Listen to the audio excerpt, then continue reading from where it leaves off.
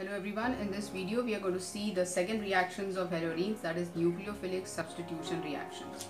What is a nucleophilic substitution reaction? We will just understand it with the help of this example which we have discussed already. If we take an alkyl chloride and react it with aqueous NaOH, the OH minus will attack the R plus and the Cl minus will go out. So this kind of reaction where a nucleophile attacks the electrophilic carbon and the Cl minus goes out, or another nucleophile goes out, is called as nucleophilic substitution reaction. You get a totally different product. So here nucleophilic substitution reaction on haloalkanes was quite easy because the bond was easily breaking. Now let us compare the same situation with chlorobenzene. If I react chlorobenzene with aqueous NaOH simply, we won't get any products. Now the reason why haloarenes do not undergo nucleophilic substitution reactions is due to the presence of double bond. Why is this double bond coming? Because of resonance. So we will see that the lone pair on the chlorine atoms will participate in resonance and the CCl bond will become very strong. Let us see the resonance structures of chlorobenzene and understand it in a better way.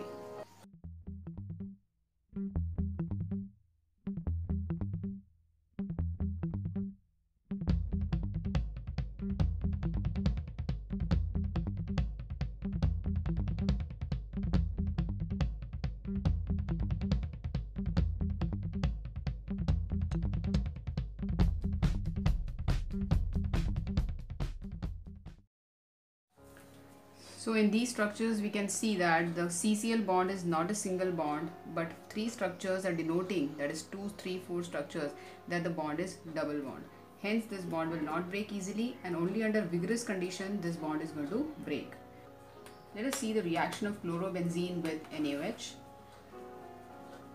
Now this reaction will be requiring very drastic conditions because, as we discussed, the bond is very strong and it is not going to break easily. So concentrated NaOH we are going to take 623 Kelvin and 300 atmospheres pressure, and under such drastic condition this bond will be breaking.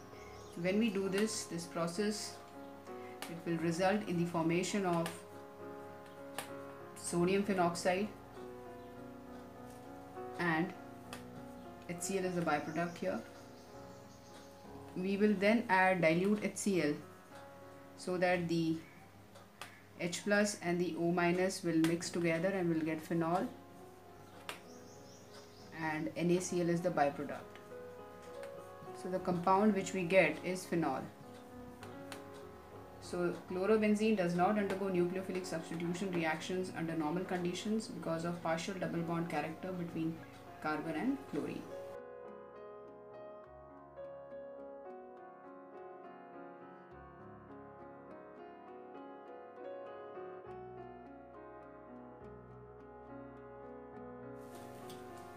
Now let us understand the effect of electron withdrawing groups such as nitro when they are attached on haloarenes towards nucleophilic substitution reactions. Whether they help the chlorobenzene to increase its reactivity or decrease its reactivity.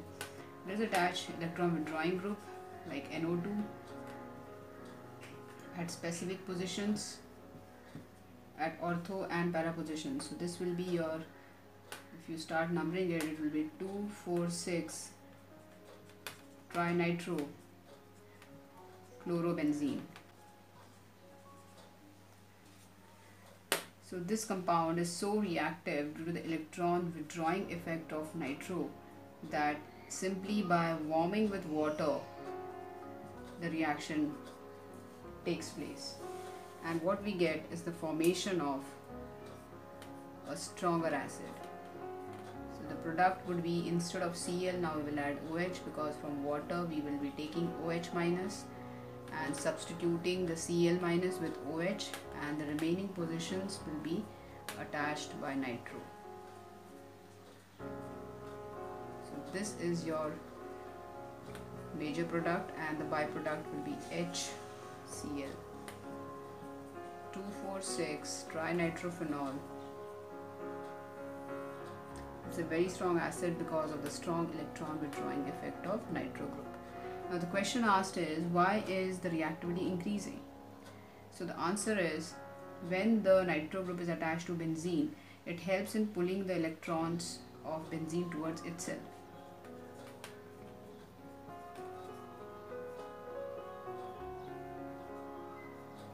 So, okay, let us understand now how the nucleophilic substitution of 2,4,6 trinitrochlorobenzene will take place. These three groups are going to help the CCl bond to break faster. Why and how? Let us see.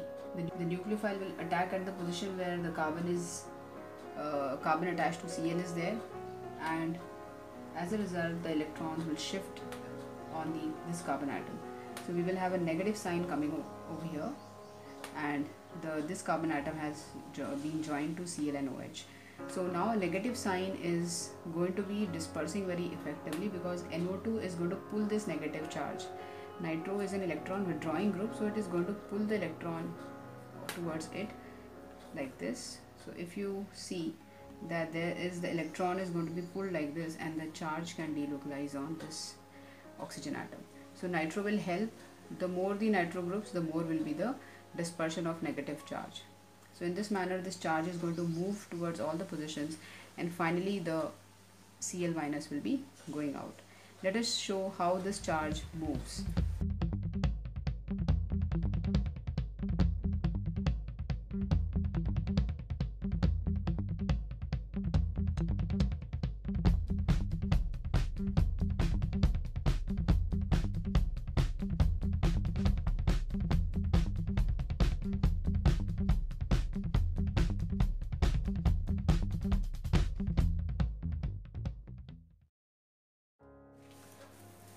So what we have learnt is that benzene and its derivatives do not undergo nucleophilic substitution reactions readily because first of all they themselves are nucleophiles, and in halogenes they have a partial double bond character because of which the bond will not break.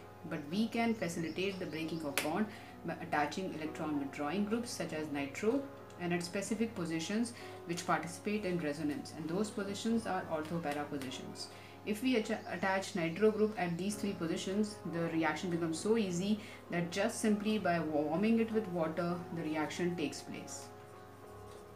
So we eventually get this kind of species. Now please remember, if nitro is attached at meta position, nothing remarkable is going to happen, and it will not help in any of my reactions because meta positions does not participate in resonance. And how is NO2 so helpful for us? It is helpful by dispersing the charge, by pulling the charge towards itself, and thus making the carbon ion stable. So the structures which we have drawn as intermediates are called as carbon ions, and they are going to be very, very stable due to the movement of the charge. So this was nucleophilic substitution reactions. That's all from this video, and in the next video we will see the third reactions of halogenes, that is reaction with metals and some special name reactions. Till then, you keep watching videos and study. Take care. Bye bye.